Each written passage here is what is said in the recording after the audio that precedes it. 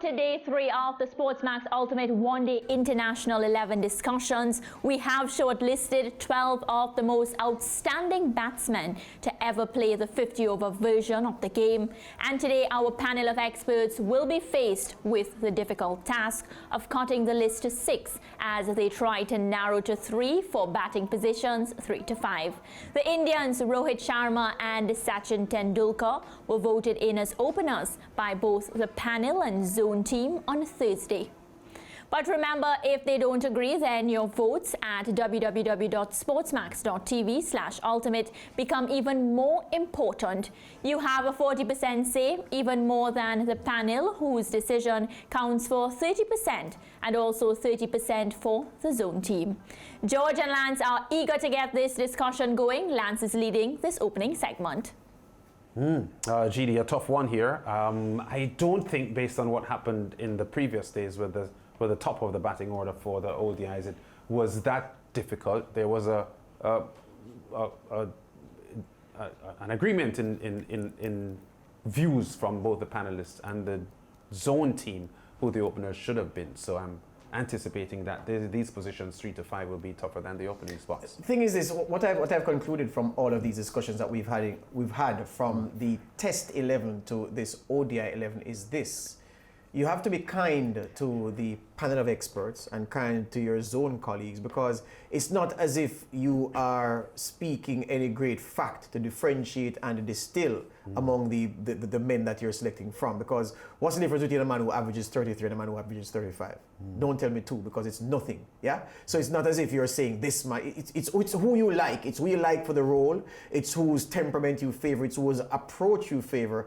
And so you have to be kind and not make it seem as if you are asserting that one man is better than another man. Because when you're talking about players of the highest caliber who've won games at the very highest level, it just comes down to almost a beauty contest. Yeah, well, let's look first of all and introduce the panel for today's discussion. Cricket commentator David Brooke, live and direct out of the UK, Sachin Ramsubag from Trinidad and Tobago, and statistician Zahir Clark, based in Jamaica. Gentlemen, welcome to this discussion. We are starting off our discussion for the batting positions 3 to 5, some iconic names that we're going to be looking at. And we'll spend 2 days, I think, in narrowing down to the 3 spots that we have. We have 12 at the moment, and we've got to go down to 6. Gentlemen, your opening comments on the first group that we're going to look at. Let's put that group up there and then get our panelists to zone in on their impressions of the names in this first group. That will be coming up in a moment. Sangakkara, Inzamam ul Haq, Brian Lara, and Ross Taylor. Let's go thousands of miles away to the northeast of the Caribbean, to the UK. David Brooke, how does this first group grab you? Well, good evening, Lance. Good evening, George and Mariah. It's great talent, as you say, on display today. And immediately you've got players of great class and quality. I'm going to pick. Do you want me to start excluding a couple, Lance? Just a general overview, not necessarily. No, we're going to be asking you to do that in a couple of minutes, yeah. But just a general overview of the 4. I'll keep the axe in my pocket for now. It's a quality 4. I mean, Lara walked into the Test match team. There'll be an interesting debate about, whether he's going to push his claims into this 50-over side. And, I'm a huge Sangakkara fan. I wonder whether we're going to ask questions about Ross Taylor's inclusion. It's one or two that, if there's any flaw in someone's technique, we're going to find it tonight, or temperament and approach, as George said. And with Ross Taylor, you've got someone that, to me, has got a flaw at temperament level. Yeah. But we'll come back to that, I'm sure. All right. Sachin, the first group here that we're looking at, Sangakkara, Inzamam, Brian Lara, and Ross Taylor, bearing in mind that Brian Lara has Sangakkara as one of his biggest fans. Sangakkara said, although he was competing against him, he enjoyed watching Brian Lara bat and admitted to some level of disappointment sometimes when the Prince of Port of Spain got out. Sachin, you left Brian out of your Test team. Surprise, surprise. How is the ODI looking for it? No, won't you? You all are not going to forgive me for leaving Brian out now, would you? It was shocking. I must admit. But how does this first group grab you with Sangakkara, Lara, Inzamam, and Ross Taylor? Listen, yesterday I stated in my opening comments that it's going to be a lot easier for the one-day internationals. But you know what, guys? From the frying pan into the fire, this batch of batsmen, 3 to 5, it's going to be a tremendously difficult task. You're talking about persons who average in excess of 40 to 45, some there in between. I'm going to single out one player right now, Inzaman Ul Haq. He's averaging about 39, but everybody else there averaging above 40. So it is indeed going to be something very difficult. And I'm not only speaking about this first group that you introduced, but I'm talking about everybody in this particular group, all greats in their very own right. Kumar Sangakkara definitely standing out as a wicket-keeper. However, are we going to use him in place of Virat Kohli? Are we going to use him in place of Ricky Ponting? It's something that we will debate on. I'm really foreseeing here in my crystal ball. Unfortunately, you guys can't see it. It's too big to come in front of the screen. We're going to have some tremendous amount of arguments in this discussion, guys. Yeah. All right, Zahir, we've enjoyed your studious analysis of these players over the past couple of weeks. We know that Sangakkara, all of the previous panelists spoke of him, over 14,000 ODI runs, 25 ODI hundreds. Compelling stats there for Sangakkara. Is he the most impressive for you in this first quartet? Well, for sure, he definitely would be among the most impressive in this quartet. Lara is right up there. When I'm evaluating these players, I'm probably a little bit less than when I was doing the test team. I also have to look at the era, because when we look at the ODI game, there has been various changes in the format of the game. In terms of how many balls we are using, or how long the balls are used for in terms of over. So these things affect how batsmen score, their scoring rates, etc. But Sangakkara is among the best. For me, persons might throw me out of the Caribbean for this, but for me, Sangakkara was right up there with Lara, probably even better when it comes to playing at the test level and also at the ODI level. But I'll take my flak when it comes. Yeah, we wanted to make the point which we did at the start of the ODI discussion, Zahir and other panelists, that, as you mentioned, Zahir, the ODI game has evolved a lot over the decades. I don't think that in the 70s, when it became prominent with the World Cup in 75 and 79, power plays were a part of ODI cricket. Were they, David Brooke? Well, as you say, Lance, the game moves on, and I think we have to apply that carefully when we're considering this team. With the test team, it was almost a handicap to still be playing now. But I think if they're still playing at the highest level now, I think those runs are worth more compared to the era when there were no power plays and other restrictions. So, you know, that might give a clue as to one of the players who's made my middle order. Yeah, Sachin, do you agree with David on that? Yeah, it's something really difficult to judge, especially knowing that no free hits involved in ODI cricket back in the year 1970, 1980. You're talking about playing with one ball versus 2 balls on either side of the umpires. That was something introduced recently in the last 3 or 4 years. And we all know what happens when a ball is overused. It's so difficult to hit out of the park. Now you have a ball that it becomes a lot harder. It continues to stay hard throughout the entire innings once it's interchanged between both umpires. And you know what? So many factors to decide. We've seen the differences when you analyze the bowlers, especially during this modern era where so much slow motion technology, ultra slow motion, etc. We've seen some of the greats even analyze the game before it actually starts, showing you various techniques of the batsman, various techniques of each bowler. How can you differentiate between these players from different eras? I think Zahir, as the statistician, he will assist us all in this magnanimous decision that we have to make. Yeah, just going back quickly to Zahir, because David Brooke mentioned something a short while ago. It sounded to me as if he was taking a bit of a hit on Ross Taylor's inclusion. 21 ODI hundreds, a batting average of 48, which is better than many of the others on this current list. Does Ross Taylor sit comfortably on this list for you, Zahir? For sure. I'm going to consider Ross Taylor. He has been a cog in the wheel of that New Zealand batting lineup for quite a number of years.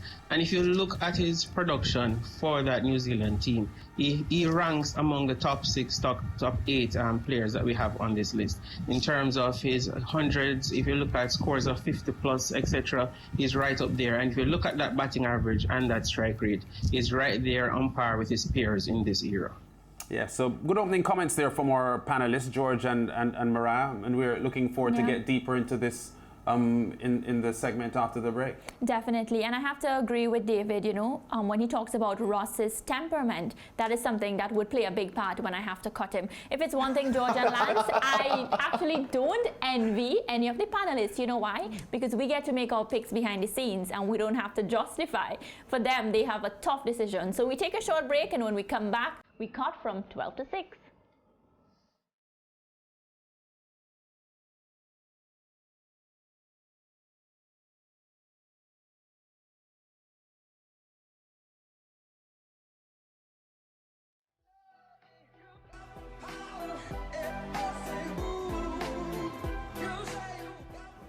Cricket, lovely cricket on the home of champions. You are watching the SportsMax Ultimate Cricket Discussions, and today we are discussing batting positions 3 to 5 for the Ultimate One Day International 11.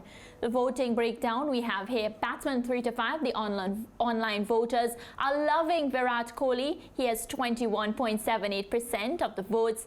Brian Lara is also doing well with 20%. A.B. de Villiers 17.33%. Viv Richards 12.44%, and Ricky Ponting 10.22%.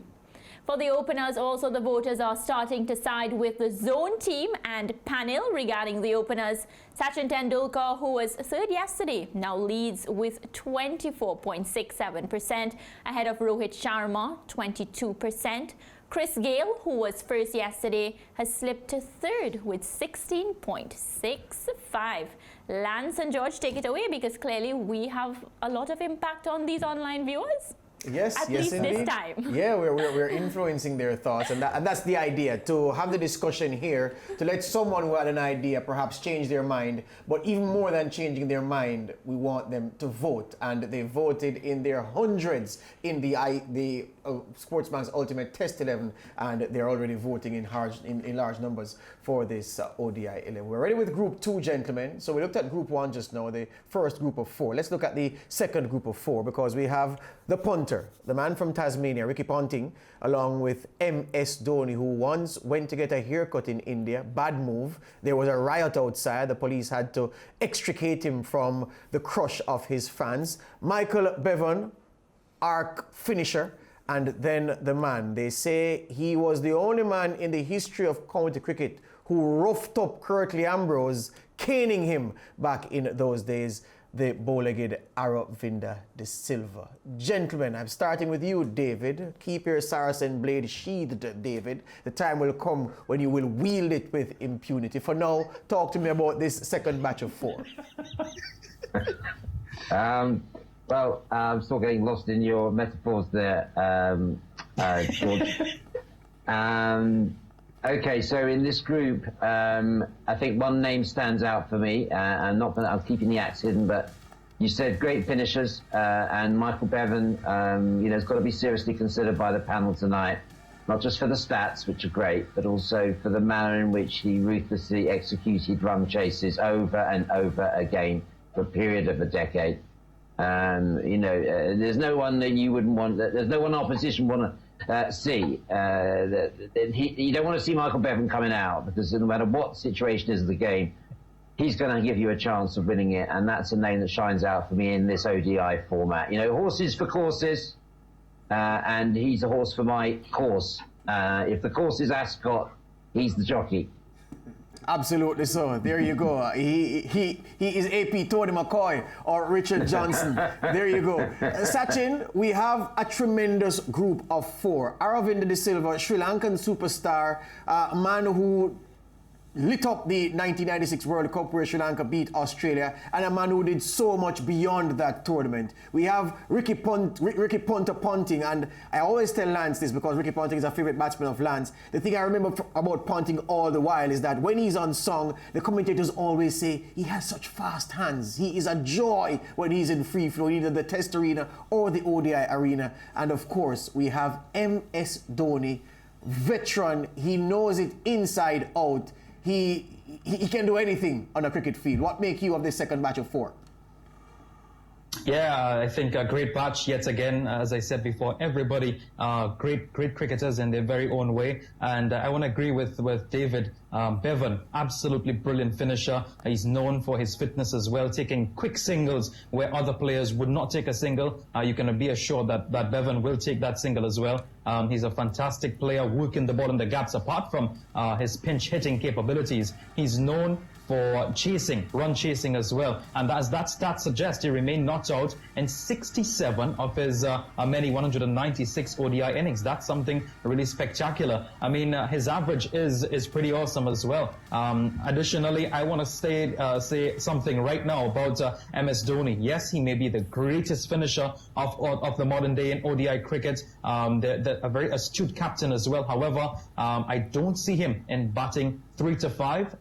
Position number 6 for him has been exceptional. He scored majority of his runs. His average is really standing out at batting at position number 6. Additionally, all of these players are seriously great. You're talking about Ricky Ponting. You mentioned Ponting as well. Absolutely brilliant. I remember clearly seeing Ricky Ponting bat for the very first time. I was in primary school. Yeah, I'm that young, guys. I'm not boasting or anything, but I'm that young. I was in primary school and I saw that post shot. My God, I stood back in my little chair and I looked at it and I said, Dad, I probably want to be like this man. That post shot was really significant of his timing capabilities as well. And then he went on to captain Australia with immense capability and tremendous success as well. So I think we have many factors to consider. That's the pull shot I was talking about. Yep, indeed. And we have many factors to consider, many things to decide, but I think it all comes down to, as you mentioned earlier, George, who are we going to be favored to? I think maybe the hairstyles might adjudicate who we like the most. Yep, it's a beauty contest, right, Zahir? Yeah, it's a beauty contest, and speaking of hairstyles, when I saw this 12 that I was asked to evaluate, I saw yesterday I had a full head of hair like Sachin, and today I'm almost bald, pulling out all the hair out of my head because this was crazy. When we look at somebody like Bevan has been an exceptional player, as Brooks and Sachin has alluded, batting down the order for the Australian. Of all the 12 that we have here, he's the one who has spent the most time at the crease for his team, averaging 72 balls per dismissal. He has the second highest average we see here among this 12. He was an exceptional. Similarly, Dhoni has been exceptional in winning, and I must agree with my friend Sachin here when we talk about, I believe that for this 3 to 5 position, Dhoni should wait and be considered for the wicketkeeper position at probably number 6 or number 7. But when you look at Ponting, the second most centuries among this group that we have here at 30, he is also an exceptional player. And the beauty, Aravinda De Silva, the person that had so much grace and class playing for that Sri Lankan team, and we saw the things that he did in the 1996 World Cup for sure. Yeah, all right, as we move on to Group 3, I must say Michael Bevan carried himself like a man who could do pre-calculus and calculus without a calculator, and he'd get every answer right down to the last decimal point. He was so calculated, a real great player. All right, let's look at the last group of 4. So it's Virat Kohli, Mariah's pick, A.B. de Villiers, Mike Hussey, and I.V.A. Richards. David, talk to me. It's a tough list, George. At least you're not going to thrust the Don Bradman on us tonight. Viv, great one-day player. Someone responsible for some of the great one-day innings of all time. So, there's surely no doubt about his inclusion tonight. AB, fantastic one-day player. Virat Kohli still doing it week in, week out, showing his class, a class above virtually anyone playing the modern game. So, one I haven't mentioned is obviously the one that I don't think fits with the class of this lot, and that's Mr. Cricket, Mike Hussey. He wasn't known particularly as Mr. ODI cricket, and I don't think he's got the class of the others. So at least that's going to be helpful. We can see our way to some of these fighting the dust shortly. There you go. Zahir? Yeah, this group, I tell you, not to preempt anything, but this group, I believe, is going to be the group that a lot of the finalists for this 3 to 5 position is going to come from. For me, Virat Kohli, the modern day great when it comes to the ODI cricket. We have seen he has the highest average among this group. But I must mention probably my favorite player of this group, the Master Blaster himself, somebody that I wrote a beautiful article about, and I mentioned and said that he was a cut above the rest. Viv Richards, a strike rate of 90 in an era when batsmen had a strike rate of 63 and 70s. He was way above the rest. I tell somebody that I wished Viv Richards played T20 cricket because we would see balls flying out of the stadium. When we look at somebody like Mr. 360, A.B. de Villiers, he came on and broke a lot of these records that Viv had. Kohli came after him. Amla, that we spoke about yesterday, came after. Exceptional class here. Mr. Cricket also, exceptional class, playing down the order for that Australian team. This group here is real quality, I must add. Sachin, do you agree with David, because Zahir certainly doesn't, that Mike Hussey on class is a touch behind the other three gentlemen on the third slate? Unfortunately not, I don't think that Mike Hussey is. Yes, I agree with that. His mental temperament and many of the other factors, including his love for batting. You can probably tell Mike Hussey that his dog is dying at home and he will say, well, okay, let it die. I need to make this 100 today. He's that type of batsman. He will not slip up. You can probably tell Mike Hussey anything and he will just stand tall and deliver for you as a batsman for his team that he did for time and time again for Australia. As you saw, he got the bouncer, got up, shook it off, and I'm ready to go again. You know what, Mike Hussey as well, his fighting spirit and his eagerness to stay at the crease and bat for long periods really stood out for us. I think for myself as well. Yep, 3 centuries, 39 50s. He did start playing cricket a bit later than many thought that he should have. He waited, I think it was 10 years to play at domestic level, piling up so many runs, and that actually worked in his favor. I think if you play 10 years of domestic cricket and coming onto the international scene, you should be a touch above the rest in terms of your experience. So I thought that he could have scored a little bit more runs. Maybe certain factors allowed him not to do so. But you know what? I think Mike Hussey, with this group, may very well be cut in the first instance. Right, so after all that, you're agreeing with David that on class he's a touch behind the other three. A touch behind the other three. Okay. I'll let my comments stand as is. There you go. A touch behind you, sir. A touch behind, right. That's what I was asking, and which is what you Okay. explained in your response. Gentlemen, we're getting close to the time where we're going to have to narrow this list down to 6. But let me throw one more thing before we do that. Zahir, insofar as Viv Richards is concerned, do you agree that among all 12 of these batsmen on this list, 3 to 5, and if you could take each batsman at his very best, in his very best form against any bowling, can you say that there's anybody more devastating to watch, more intimidating to the bowler, and more likely to engineer his team's result than Viv Richards? No. Viv Richards stands above everybody. If we'll go back and look at the ICC best ever rankings or rating points that they do out of 1,000, Viv Richards is the batsman that has achieved the highest rating in ODI cricket. Just like how Bradman has the highest rating ever in Test cricket of 961, our friend here, Viv Richards, has the highest rating of 935. The closest person to him was my namesake, Zaire Abbas, who in the early 70s and 80s also compiled a lot of runs, including big hundreds, etc. But Viv is the man that stood out above everyone else. That strike rate of 90, think about that strike rate of 90 in the 1970s and 80s. That is exceptional when everybody else was going at 60 and 70. And quickly, David, and that's where I think we should go with this debate and these deliberations, because I'm saying if we accept that the men we're considering are among the very best of all time, and that's agreed, then I think where we need to go to separate them is to ask yourself, if you had the match in a tenuous position for your team and you had to pick one of these guys at their very best, who would you pick? And I put the same question to you as I put to Zahir. Isn't Viv Richards at his very best more than any of these men likely to do what is necessary to take his team home? It's what we call a leading question, George, but you're leading me towards the same conclusion. Yes, Viv, the Master Blaster, at his best. No one better. Sachin. Yeah, I agree. I totally agree. If I'm 2 to 3 wickets down, I just have 20 runs on the board and Viv walks in, I can smell victory coming out of his perspiration. Magnificent player. All right. Antiguans and Barbadians, I've done my bit. I've done my bit. It's over to Mariah now to have the gentleman do the first round of cutting. David has been wanting to cut for me during the broadcast. Let's see who he cuts and how quickly. Mariah?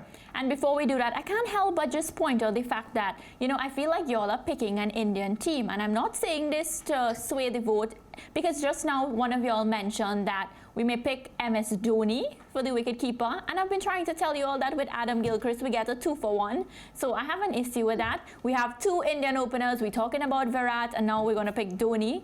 Like, y'all need to reconsider. Well, you're one of 2 Indians on this panel, so I know you're not talking to me, Lance, David, or Zahir. No, it's not that. It's just the fact that I think we're picking an entire national Indian team. And I'm trying my best to get Adam Gilchrist into this 11. I think he deserves to. But anyways, it's not my say. It's actually none of ours. Let's go to the voting. Time to vote officially. So I start with the...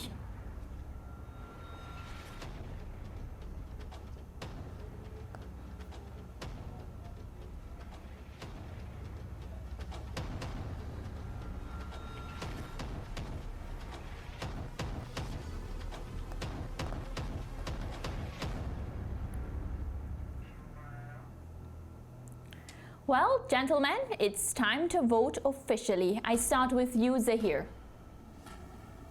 Well, from this group that we have here, I'm going to keep 2 of the individuals from this group. I'm cutting Inzamam for sure because of his average for one. And he's a little slower run scorer compared to the others among this group. For Ross Taylor, I'm going to cut Ross Taylor as well. Even though his average looks impressive and that strike rate is impressive, I like to judge players along with the era that they're playing with. And for me, he has not distinguished himself from that era as well as the others that we were having in this group. So I'm going to go with the safe bets, the 2 left-handers that I love to see, probably the 2 of the 3 best left-handers I've ever seen in my life, Sangakkara and Lara. I'm going to keep. I'm cutting Inza and Ross. All right, Zahir, let's move along now. Yeah, you have to cut all 6. So we move along now. All 6 so I should continue. cut right now. Yeah, start cutting. Oh, my apologies. All right, so Inzamam and Ross Taylor is out. I'm also going to be cutting Dhoni because I'm saving him for later. No, you're not. I'm also going to be cutting the silver. I'm also going to be cutting Bevan, believe it or not, because I think I have a better person in favor of Bevan for that position. And I'm going to be cutting Hussey. So my 6 is going to be Viv, De Villiers, Kohli, what was the other person? Sangakkara, Lara, and Pointing. People are going to have problem with that AB de Villiers cut. But we'll move along now to Sachin. No, I'm not cutting. I'm not cutting. I'm keeping. Okay. I'm keeping De Villiers. All right, so you're keeping AB de Villiers. You're safe. Let's move along now to Sachin. Sachin, you always seem to have some surprises for us. Who are you cutting today? I tell you what, I can't wait to spend some further time with Zahir because I'm edging a lot closer to what he's saying. He's had a lot of influence on me, by the way, guys. And Mariah, just for the record, MS Dhoni is a much better finisher than Adam Gilchrist is. We're going to leave that for next week, right? But just putting that into the frame. You know what? Inzaman Olhak, he has to go as well, along with Ross Taylor. That's from the first group. The second group, I'm going to ask your producer to please put it up on the screen. Yeah, there we go. The second group, I'm saying, is it? I'm getting some problems. It's the second group here. Okay, I'll just state exactly who it is I'm going to cut, right? So Inzaman, Ross Taylor, going to cut Bevan as well, unfortunately. Aravinda De Silva, so that's 4. And Is Mike Hussey part of this group as well? He's the next group. He's the next group, but you can feel free to he's part of the next group. Okay. Yeah. All right, so Mike Hussey has to go as well. So that's 1, 2, We need one 3, more, Sachin. 4, 5. One more needs to go. Okay. My goodness. Yeah, MS Dhoni. Yeah, that's right. Thank you very much for the reminder. MS Dhoni. And I'm actually saving him. I'm saving him as well for position number 6. He actually has much better stats. Boxing at position number 6, I'm telling you that. So MS Dhoni, the world's greatest finisher in the last 10 years, he has to remain for position number 6. I'm glad the online viewers are listening and they have a bigger vote, a bigger percentage. So I'll move along now to David. David, who are you cutting? Okay, well, yeah, Inzaman's got to go. He's too dangerous for me. Could run out Michael Bevan because Bevan's capable of lapping. Bevan's capable of lapping in between the wickets. So he's got to go. Ross Taylor, yeah, temperament issues there. A man who had to have his eyes tested realised that he didn't have correct vision 8 years later, then improved a bit. But also, you know, he's a big fish in a small pond. He stood out in that New Zealand team. I don't think he'd make any other international side so consistently during that era. So he's out for me. I'm Ricky Ponting. Only room for one Australian. Come on. De Silva's got is just missing out. Aravinda. MS Dhoni's out. So that leaves me with my 6. So I've cut 6. I'm keeping, of course, Viv, Lara, De Villiers, Sangakkara, Michael Bevan, and Virat Kohli. David, are you saving MS Dhoni as well for the wicketkeeper position? I don't have an opinion. I've only got an opinion on subjects I've been asked to talk about. Good save. I'm going to start doing that when That's a good one, David. That's a good comeback. So we want to see how the both stack up. We're just awaiting our producer as, you know, they let us know.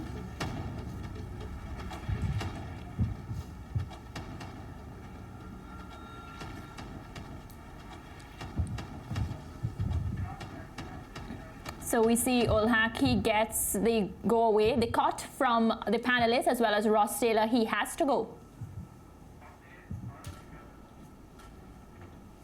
Who from this group now will go? Aravinda De Silva is gone, and MS Dhoni. Yeah, no? because Oh, Dhoni, yeah, saving. because they, yeah. Yeah. So they're. Is Bevan safe? No, I How don't. many of the panelists? No, Oh they're all no! No, he gone. isn't. Because David took him out. Yeah, because David only wants one Aussie. So Dhoni, Bevan, No, I and kept this him in. average. Who else took out Dhoni? Because I only heard David taking out No, Dhoni. all 3, George. Okay. They're all saving him. Yeah. Okay. Final group now. Mike Hussey goes. Hussey I think out. he was overmatched. Yeah. Yeah.